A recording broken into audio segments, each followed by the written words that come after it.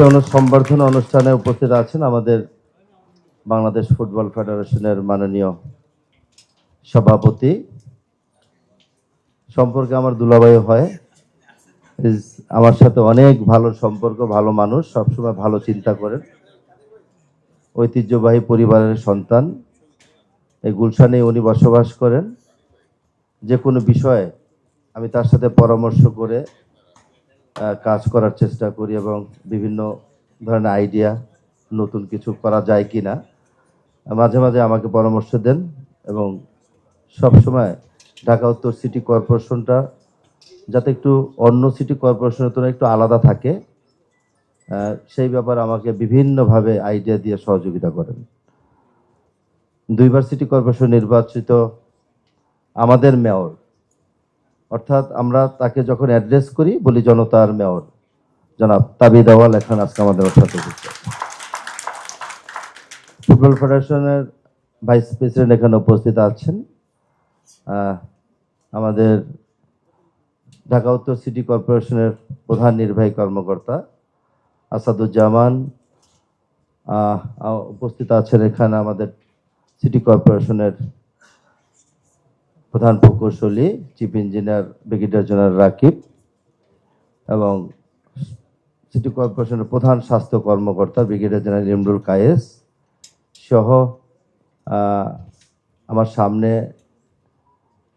সবচেয়ে আদরের, প্রিয় এবং আমাদের গর্ব এবং আমাদের সম্মান প্রিয় খেলোয়াড় বৃন্দ এবং আমাদের কৃতি ফুটবলার কানন ভাইকে আমি দেখছি এখানে সহ যারা উপস্থিত আছেন। সিটি কর্পোরেশনের বিভিন্ন আঞ্চলিক নির্বাহী কর্মকর্তারা আছেন, এক্সচেঞ্জরা আছেন যারা এখানে উপস্থিত, এবং আমার পিছনে ডানে বামে আমাদের সাংবাদিক বন্ধুরা, ইলেকট্রনিক্স প্রিন্ট মিডিয়ার বন্ধুরা, সকলকে আমার সিটি কর্পোরেশনের পক্ষ থেকে শুভেচ্ছা, অভিনন্দন। আসসালামু আলাইকুম রহমতুল্লাহ। হাতিরঝিলে বক্তব্য রেখেছিলাম, আজকে নতুন করে আবার আমাদের প্রতিষ্ঠান, জনগণের প্রতিষ্ঠান সিটি কর্পোরেশন দাঁড়িয়ে আরেকবার আমার প্রিয় খেলোয়াড়দের প্রতি সম্মান জানাতে পেরে আমি নিজেকে আসলে অনেক ধন্য মনে করছি। এটা দেশপ্রেম। বাংলাদেশ যতবার জিতে, বাংলাদেশের পতাকা যতবার হাতে নিয়ে আমাদের খেলোয়াড়রা মাঠ প্রদর্শন করে, ততবারে আমার শরীরের পশম দাঁড়িয়ে যায়। সত্যি কথা, যেমনিভাবে জাতীয় সঙ্গীত দ্বারা একটা আলাদা একটা অনুভূতি থাকে সবারই ভিতরে, দেশপ্রেম সব কিছু মিলে একাকার হয়ে যায়। একইভাবে বাংলাদেশের খেলা দেখলে আমার কাছে তাই মনে হয়। আমি ছোটবেলায় খেলাধুলা করতাম, ফুটবলও খেলেছি, ক্রিকেটও খেলেছি, অনেক দিন খেলেছি। নতুন করে যখন ফুটবল ফেডারেশনটা আবার নতুন কমিটি গঠিত হলো, আমাদের জনতার মেয়র জনাব তাবিদ আউয়াল ওই কমিটির সভাপতি নির্বাচিত হলেন। এতে করে বাংলাদেশের ফুটবলের ভাবমূর্তি কিন্তু উজ্জ্বল হয়েছে। এই ফুটবল ফেডারেশনের সভাপতি হওয়ার জন্য অনেকে অনেকভাবে দখল করা, বাণিজ্য করা, বহুত কিছু হয়েছে, পত্র পত্রিকায় লেখা লেখি। আমরা তখন কিন্তু জনাব তাবিদ আউয়ালের পক্ষে একদম শক্ত হাতে স্ট্যান্ড নিয়েছিলাম যে একটা প্রতিষ্ঠানকে যাতে নষ্ট না করে কেউ। আজকে ওনার হাত ধরে ফুটবলটা কিন্তু অনেক জায়গায় এগিয়ে গেছে। কিছু মনে করবেন না প্রিয় খেলোয়াড় বৃন্দ, কানন ভাইরা যখন খেলতেন আবহানী মোহামেডান, মারামারিও হতো, আবার সবাই আনন্দও করত, গ্যালারিতে গ্যালারিতে মারামারি হতো, আমিও করেছি এক সময়। একটা টাইমে সবাই খেলা দেখতে যেত, কিন্তু বিগত কিছু বছর কেটে গেছে, কেউ ফুটবল খেলা দেখতো? গ্যালারিতে গিয়ে দেখতো না কেউ। গ্যালারি তো দূরের কথা, টিভিতেই দেখতো না। সেই চর্চাগুলো মাঝপথে থমকে গিয়েছিল। তাবিদ আউয়ালের হাত ধরে আবার সেই যাত্রা নতুন করে শুরু হয়েছে এবং সেই নতুন সূচনার প্রধান সেনাপতি জনাব মাননীয় প্রধানমন্ত্রী জনাব তারেক রহমান। এই প্রধান সেনাপতি মাননীয় প্রধানমন্ত্রী জনাব তারেক রহমান সারা বাংলাদেশে যতগুলো খালি জায়গা আছে সেখানে অলরেডি নির্দেশনা দিয়ে দিয়েছেন। খালি জায়গাকে যাতে অবৈধভাবে কেউ দখলদারি না করতে পারে, আমাদের সন্তানদের জন্য, আগামী প্রজন্মের জন্য সেটাকে খেলা উপযোগী করে এটা উন্মুক্ত করে দেওয়া। আমরা ইতিমধ্যে মাননীয় প্রধানমন্ত্রীর নির্দেশে সেই কাজগুলো করছি এবং ফুটবল ফেডারেশনের মাননীয় সভাপতির সাথে আলোচনা হয়েছে। কারো অপেক্ষায় থাকবে না, শুধু আমাকে বলবেন, আমি সেটাকে উপযোগী করব। আমিও বলছি সিটি কর্পোরেশনের যে পার্টটুকু থাকবে সংস্কারের প্রয়োজন, সেটা আমরা সিটি কর্পোরেশনের পক্ষ থেকে আমরা করব। এটা নিয়ে কোনো সন্দেহ থাকবে না। আমি আগামী এই জায়গা থেকে আমি মনে করি এটা শুরু। আমরা আরেকটু ভালো জায়গায় তোমাদেরকে দেখতে চাই। আমরা মনে করি এখান থেকেই আগামী জাতীয় ফুটবল দলে তোমরাই খেলবা, এটাই আজকের অঙ্গীকার হোক।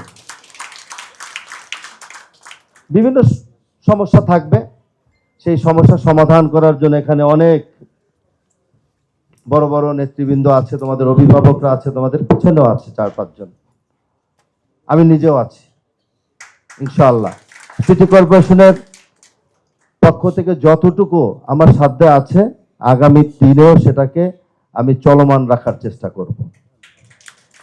এর বাইরেও বারবার এটা শুধু এটা 50,000 টাকার চেক কিংবা একটা কেস, এটা আসলে আমার কাছে মুখ্য বিষয় নয়।